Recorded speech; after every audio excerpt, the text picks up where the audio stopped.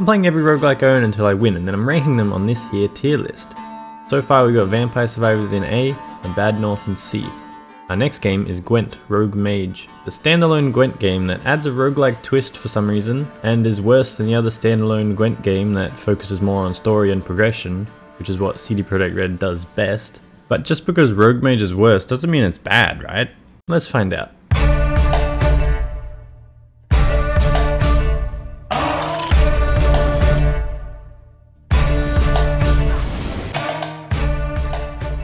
So I bought Rogue Mage when it came out, and I played it for around 20 hours, and now that I have to play it again 2 years later, surely I get to continue where I left off with all the progression I did, right? Nah, everything is gone for some reason, and I have to start from the beginning. I don't really care, but I was a little annoyed that I have to do this tutorial section again before I could get into a real run. My time is very valuable, you know. I'm a busy guy. I have a lot of sleeping to do. Anyway, this game's version of GWENT is basically the exact same as Thronebreaker, the other, better standalone GWENT game I mentioned like a minute ago. And it's also basically the exact same as GWENT, the actual game, except you have energy that you can use for spells to gain an advantage, or use it for special events you can find along the map. The only GWENT that this isn't similar to is the original GWENT from The Witcher 3, which is also probably the best one, in my opinion, but maybe I'm biased because The Witcher 3 is one of the best games I've ever played, and GWENT might be the best gameplay in that game because the actual combat isn't that special. Okay, let's stop talking about better games, and instead talk about what is good about this game. The music, the art, obviously the music is good, listen to it.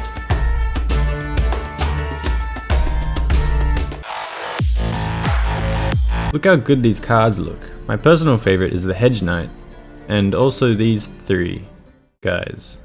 The game is visually very beautiful, and it's clear a lot of work has gone into it, but a roguelike from a AAA studio? This is an indie game genre, you need to stay out of it. The gameplay is basically just GWENT over and over again with random encounters and then elite battles or boss battles, which is more GWENT, and that's fine. I do like GWENT, but only for about half an hour.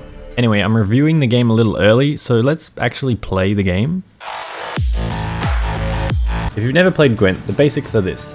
You need to have a higher total power than your enemy at the end of the turn. Some cards deal damage, some cards boost other cards, that's pretty much it. Do everything in your power to make sure your number is higher than the enemy number. Alright, so I play the tutorial, again, lose to this evil looking guy, I think I'm meant to do that. Get sent to the lab where they give me more tutorial, and now I think I can play the game for real.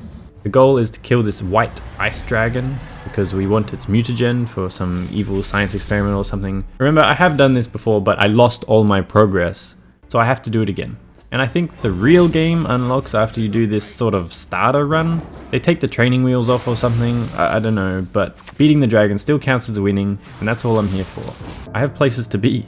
There's not really a lot to talk about, you just play GWENT. I progress along the map until I get the choice to take the top path towards the elite enemy, or the bottom path. And as you all know, I love taking the top path towards elite enemies.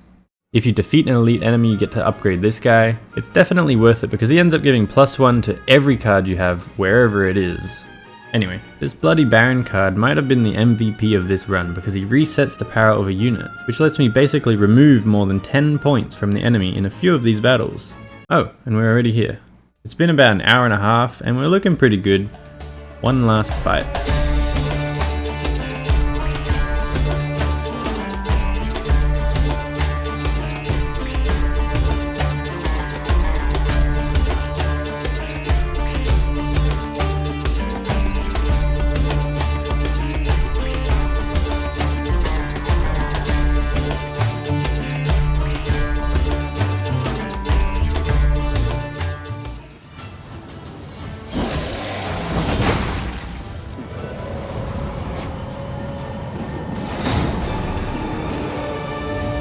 Yeah, I won. And it was pretty fun, but do I want to do it again? It is a roguelike after all, but I don't have this feeling of wanting to play again and try new builds or strategies. It might be because I lost all my progress, but I don't know. Let's review the game now and I'll give you guys an inkling into my thoughts. I think it has to be a D, which sounds bad, but remember I said a C is good, so this game is almost good, or decent, or mid, or average, or just fine. It's a perfectly acceptable spin on the GWENT formula. But that Gwent formula isn't pure gold and diamonds, it's just Gwent. Like, it was created as a minigame for The Witcher 3, and yeah, it was extremely fun, but it served as a break from the actual game. Wouldn't happen to play Gwent, would you? You take that break and you make it the actual game, it's just okay. CD Projekt Red's strong suit has never been their gameplay, it's in their storytelling and their world building. And this game doesn't have a lot of that because it's a roguelike. How many roguelikes have an amazing story that keeps me engaged? 1, maybe 2, I don't know. Gwent Rogue Mage is going in D tier. Any of the other 3 ways to play Gwent that I mentioned earlier would be better, and that's it. All this game has going for it is the amazing art and music, both of which you can find in all those other games too. If you've never tried Gwent and you want to give it a go, don't buy this game, play Gwent. It's free. If you have played Gwent and you want more, then buy Thronebreaker. It's better.